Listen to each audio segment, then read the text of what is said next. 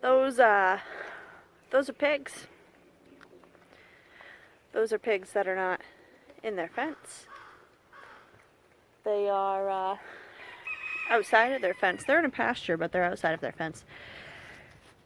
The big one, who is back in the fence, because he was the only one smart enough to follow me back in the fence for food, is destroyed.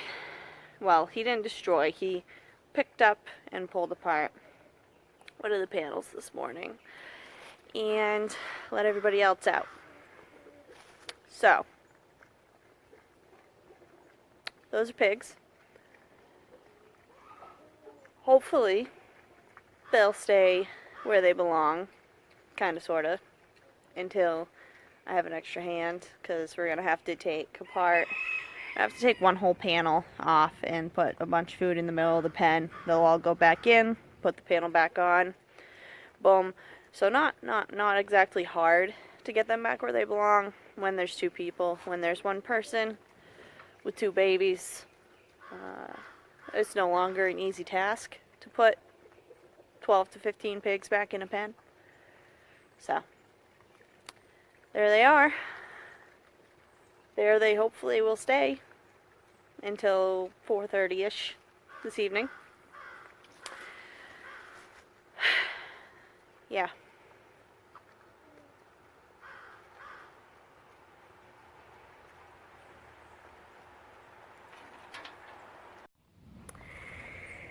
Hey guys.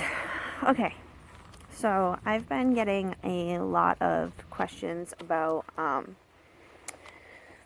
people are kind of panicking, thinking about what's gonna happen this winter, if there's still gonna be like little spurts of food shortage. We've had a lot of crazy natural disasters and a lot of high, big farming areas in the United States this summer. And that has noticeably made people a little nervous about this winter and having access to the food they need and such. So I've been getting a lot of questions about that, and I just kind of wanted to go over 3-ish things about, what we do in the winter time and in the fall time when you can't really garden a lot, especially if you're in a colder zone. We're in zone 5, but we're like right on the edge of zone 4, so we get pretty cold pretty quick here. So a lot of people, their gardening season is very much done or coming very quickly to an end. So, things you can do in the fall and winter to still be self-sufficient and make sure that you still have things that you need, even if everybody around you is kind of losing their cookies. The first thing would be hunting. I don't know. I know here we're super lucky in Maine. We have fantastic hunting seasons. We have really nice wild game populations here, and so I'm lucky to live here. We will be harvesting 3 white-tailed deer this fall, and that's quite a bit of meat in the freezer. You can harvest a moose if you get pulled for that in Maine. We did not this year, but that's okay because we got enough tags to do 3 deer, so that's pretty good. So take advantage of your hunting seasons in the state that you're in. I know not all states have like fantastic hunting and easy, access to hunting, but take advantage of what you can. A lot of the animals you can harvest out of the woods are very similar to stuff you would buy in the store.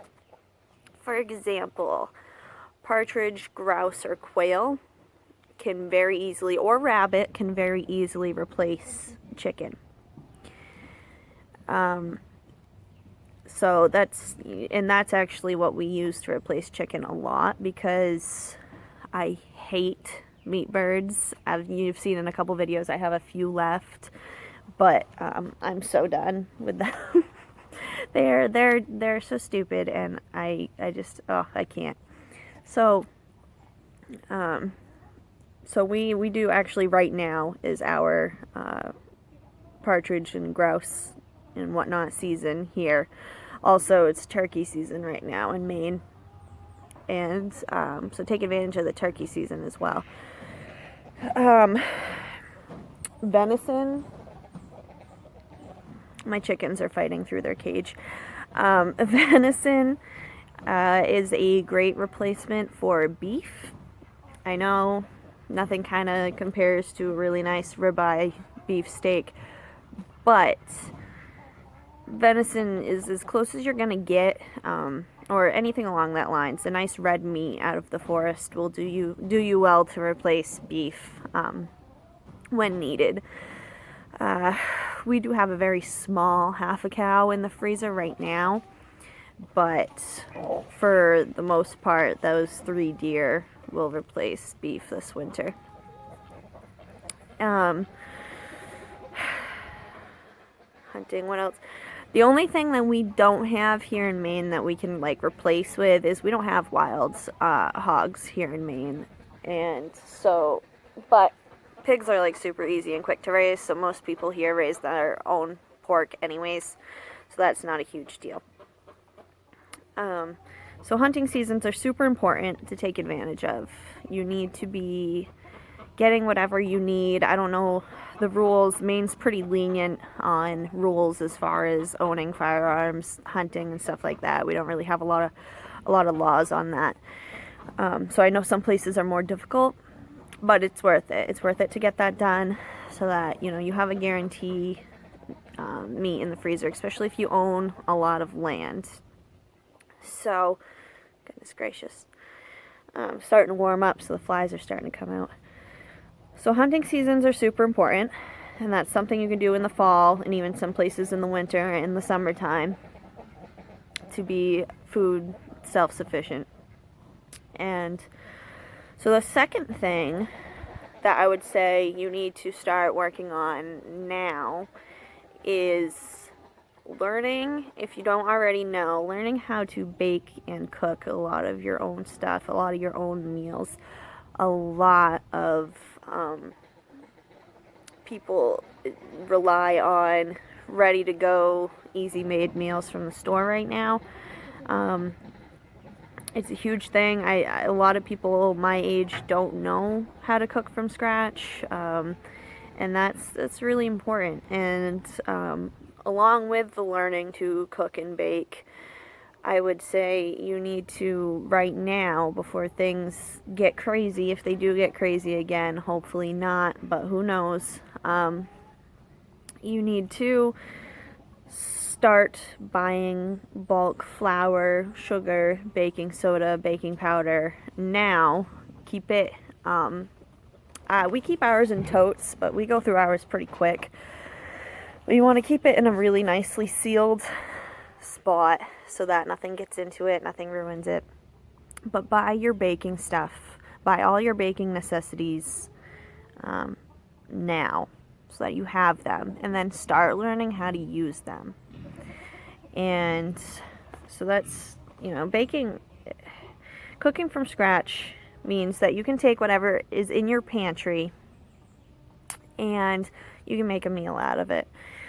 You don't always have to run to the store. You're not reliant on the grocery store, especially if you follow up with the hunting. You're growing your own vegetables in the summer and preserving them. Oh, hang on 1 second, guys. I'm gonna have to stop the video for 1 moment. Okay, so my phone was like, you have no memory left, I'm gonna stop the video. I was like, oh no. So where we left off. So the cooking and baking is important and doable if you're taking the steps that you need to the rest of the year. Like, you're taking advantage of your hunting seasons, you're taking advantage of your vegetable growing season. You're preserving food so that you have it on hand in the wintertime. And that all helps the cooking and baking go along with that.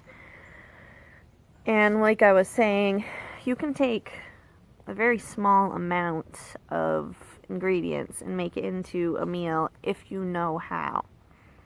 So seriously, learn how to bake and cook. Buy your bulk baking and cooking stuff now, and you will at least be all set to make, you can make your own snacks, you can make cookies, you can make muffins, you can make donuts. So you're not relying on the grocery store nearly as much as if you don't have that stuff and you don't know how to use it.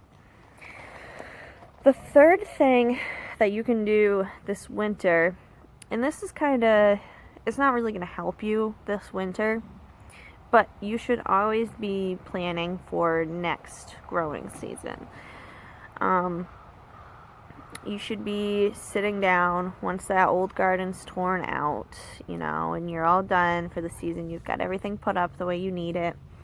You should be going through and planning next year's garden, looking at what you planted this year. Was it enough? Do you need to plant more? What are the steps you need to plant more? Do you need to make more raised beds? Do you need to till up more ground? All of that stuff. Sit down with a notebook, figure out what you want to grow, what you liked this year that you grew and what you didn't like, so that you don't buy those seeds again and regrow it even though it didn't work for you. So, always be planning ahead. And also, seeds, if you still have plants or vegetables in your garden that you just haven't picked yet, or you're just so over the summer garden thing, let those sit on those plants until they're fully mature and save the seeds, because seed saving is easy. However, finding seeds when everybody is panic buying them is not easy.